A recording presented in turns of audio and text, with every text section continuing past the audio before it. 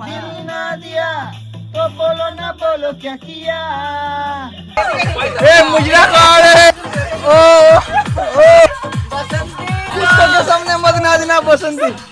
Good night বাচ্চা লোক, আবার তোমাদের 32 পার্টির 12টা বাজাতে চলে এসেছি। কালকে গোল্ডিগার আবার দেশ থেকে পালাবে, সেই খুশিতে আমরা আবার ছাদ ভোজনের প্ল্যান করি। কলেজ থেকে ফিরে দেখি এরা আমাকে দলবল নিয়ে আনতে এসছে এবং এরা মাঝ রাস্তাতেই পাপ কাজ শুরু করে দেয়। বাকি দোকান বাজার করার পর এই চিকেনগুলো চিকেন আনতে চলে যায়। প্রথমেই টাকা কম পড়ে যাওয়ার জন্য আবার ধার করে নিয়ে চলে আসি। এটা দেখে অলরেডি চিকেন আমাদেরকে পাপ দিয়ে দিয়েছে। তারপর অত্যাধিক গরমের জন্য আমরা একটু চা ঠুসতে চলে যাই। আর হ্যাঁ, চাটাও আমরা ধারেই খাই। গোল্ডিগারকে পুরো টাকাটা পে করতে বললাম। হ্যাঁ আমি কামাই আর তোর আমার পকেট মেরে যা। হাই দেখ পচা মেয়ে যাচ্ছে, লজ্জা করিনি শালা, তোর ঘরে মা বোন নেই নাকি? বললাম বলি দেখতে হবে। তো বন্ধুরা, আজকে আমরা আবার রাত্রে ছাদ ভোজন করব আর আইটেম হবে আবার মোমো, কারণ আমাদের কাছে নতুন আইটেম থাকলেও পকেটে টাকা থাকে না। বাকি আমাদের খাবারের টেস্ট পুরো রেস্টুরেন্টের মতো হয়, কারণ এই দুজনকে আমি রেস্টুরেন্টের বাইরের ডাস্টবিন থেকে গুড়িয়ে এনেছিলাম। বাকি এই ভিডিওর কমেন্ট্রি গুলো দেখার পর ওরা হয়তো আমাকে ডাস্টবিনে ফেলে দিয়ে আসে। তারপর এরা চাম্মাক চাল্লক গান শুনতে শুনতে কাজ করতে লেগে পড়লো।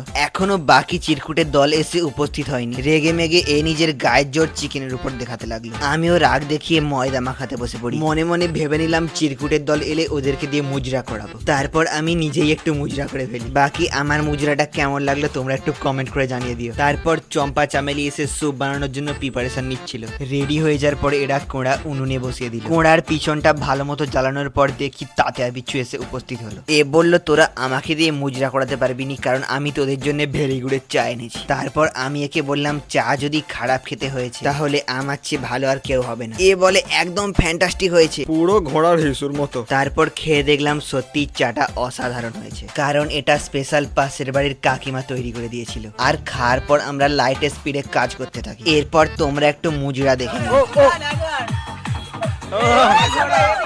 ए मुजरा कौन है पैसा छोड़ा मुजरा कौन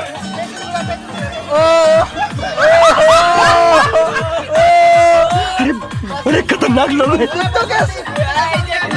के सामने मत नाचना बसंती।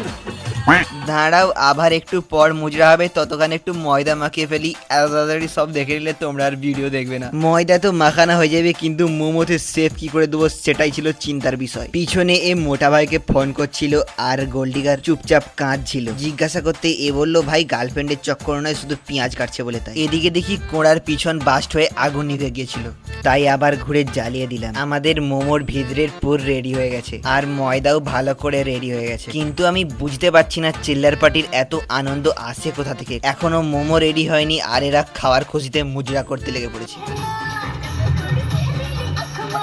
তারপর এরা আমাকে মোমোর পুরটা ট্রাই করতে বলল, যেটা কাঁচা ছিল। গোল্ডিগার প্ল্যান করেই এসেছিল কালকে ও টিকিট কাটবে আর আমারও টিকিট কেটে নিয়ে যাবে। টেস্ট করার পর আমার অমিতাভ বচ্চনের একটা মুভির সিনের কথা মনে পড়ে গেল। জাস্ট কিডিং, আমি এখনো বেঁচেই আছি। অনেক কষ্টের পর দেখি মোটা ভাই ওর 80 কিলোর পেটটা লাড়াতে লাড়াতে চলে এসছে। তারপর আমরা ওকে সবাই রিটার্ন ডেলিভারির প্রস্তাব দিলাম। ও বলল বেশি বগলে তোদের 5-এ পঞ্চবান করে দেবো। আরো হাতে করে টিফিনও এনেছিল বাড়ির জন্য প্যাক করে নিয়ে যাবে বলে। তারপর আমাদের সুপে জল ঢালা হয়ে গেল। জাস্ট কিডিং, এটা হওয়ারই ছিল। তারপর এ দেখি বিহারি স্টাইলে সুপের ডিম ফাটাচ্ছে। আমি একে জিজ্ঞেস করলাম আপনি এই টেকনিকটা কোথায় শিখেছিলেন? এ বলল নিনজা হাতুড়ির কাছ থেকে। তারপর দেখি মোটা ভাই খাবে বলে বসে আছে। এ বলে দাঁড়া, এখনো কাঁচা আছে। কোনো ব্যাপার নয়, তুই তবু একটু দে। পাক্কা বলছি, আর পেটুগ্রাসিতে জন্ম ছিল। ভ্যামনা সালাম মুখের উপর টাকা ছুঁড়ে দিয়ে বলছে খাবার দে, কিন্তু আমি ভুলেই গিয়েছিলাম। এদিকে দেখি আর একজনের মুখ প্রেজেন্ট কন্টিনিউয়াস টেন্সে চলছে। না রে ভাই, তুই ভুল দেখছো, এটা সত্যি না। তাড়াতাড়ি ফুক মার, আগুন নিভে যাবে। মোটা ভাইয়ের মুখ দেখে মনে হচ্ছিল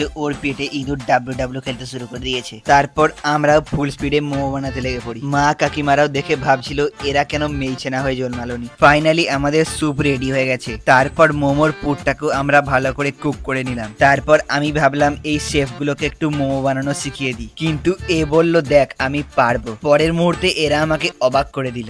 এইটা হচ্ছে আমাদের স্পেশাল মোমো বম, যেটা এরা স্পেশালি মঙ্গল গ্রহ থেকে ট্রেনিং নিয়ে এসেছিল। তারপর আমরা আবার লাইট স্পিডে কাজ করতে থাকি। টানা 2 ঘন্টা কাজ করার পর গোল্ডিগার নিজের রাগ ঝাড়ার জন্য বেঁচে থাকা ময়দার সাথে ডাব্লিউডাব্লিউ খেলে। মোমো রেডি হতে না হতেই দেখি গোল্ডিগার আর মোটা ভাই টিফিন নিয়ে রেডি হয়ে যায়। আমি বললাম ভাই 1 রাউন্ড হয়ে যাক তারপর তোরা নিয়ে যাবি। বলার পর দেখি আরো 2টো পকেটে পুরে নিল। হ্যাঁ আর লোবনি, যা আমার ডাব্বা ভর্তি হয়ে গেছে, তোরা যা পারিস কর।